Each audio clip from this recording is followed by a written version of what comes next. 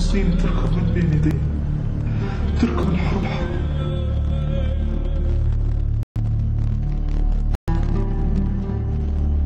ليش السجن صار يستقبل ناس مثلي؟ إلي قيمة عادل. اليوم راح يكتمل النصاب يا سعيد.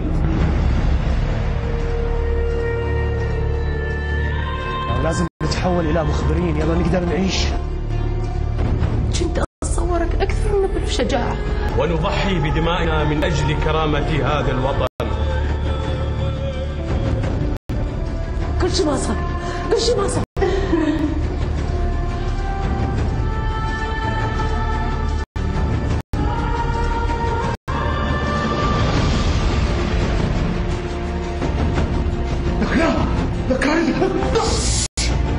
اكو قنبله موقوته راح تنفجر علينا وتخرب الاول والثاني.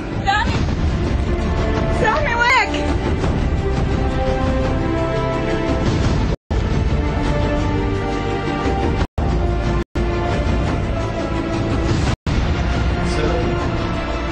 لأنه احنا ننتبه هذا الألف العظيم.